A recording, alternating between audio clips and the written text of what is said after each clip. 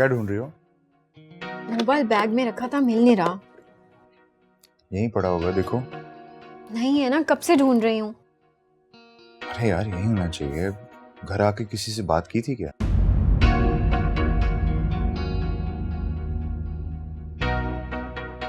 उसी के लिए बैग से निकाला होगा।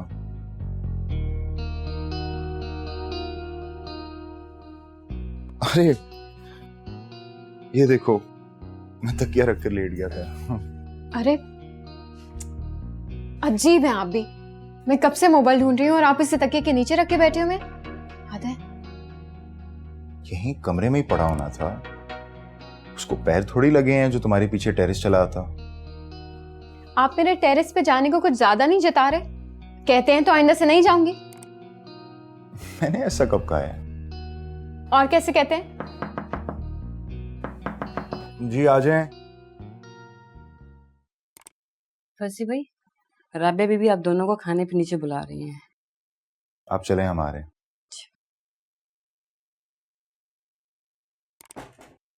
मुझे भूख नहीं है, आप चले जाएं। ईमान, थोड़ा सा तो खा लो। पप्पू को लगेगा कि तुम नाराज हो गए। वैसे भी घर आकर तुमने किसी से बात नहीं की, सीधा ऊपर चली आई। तुम्हारा पूछ रही थी। इस घर में एक एक मिनट का हिसाब क्यों देना पड़ता है? और वैसे भी फुप्पो हैं वो आपकी, उन्हें कहे वो ही रहे।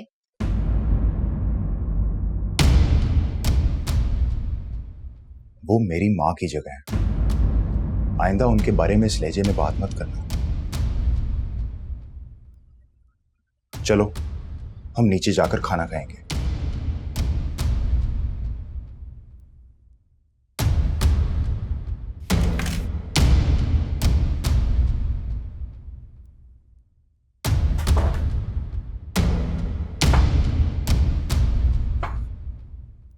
Thank you. बेटा कहाँ रह गए ये दोनों बच्चे? पता नहीं, फुप्पो आते होंगे। आप तो खाना खाएं। अरे नहीं भाई, इंतजार करते हैं उनका। अस्सलाम वालेकुम। वालेकुम अस्सलाम। अरे आप लोगों ने अभी तक खाना शुरू नहीं किया? भाई हमारी अम्मी का हुक्म था, जब तक सारे आना जाए खाना शुरू नहीं होगा। वो ऐसा ना किया करें। बेटा गिनती के 4 तो लोग हैं घर में, वो भी इकट्ठे खाना ना खाएं तो खाने से बरकत उठ जाती है। ईमान बेटा खाना लो ना। जी फुप्पो आप ही लेना। ओहो, मुझे बस अपने बेटे को देखो, उसको कहो खाना ले। आप इसकी क्या फिक्र करिए, सारे माशाल्लाह से खुद खा सकता है, आप ले। तुम अम्मी को ये जताना जरूरी होता है कि तुम उनका कितना ख्याल रखती हो, कितनी अहमियत देती हो उन्हें। जताने वाली कौन सी बात है? क्या मैं इसको जानती नहीं हूँ? बेटा ये इसकी ताबेदारी है जो मुझे हर बात में अहमियत देती है।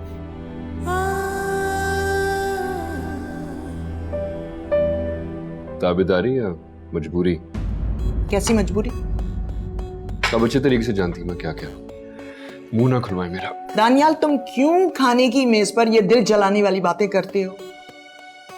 गलत क्या कहा मैंने? मैं तुम्हें फुप्पो, बता रही। ये खाइए ना।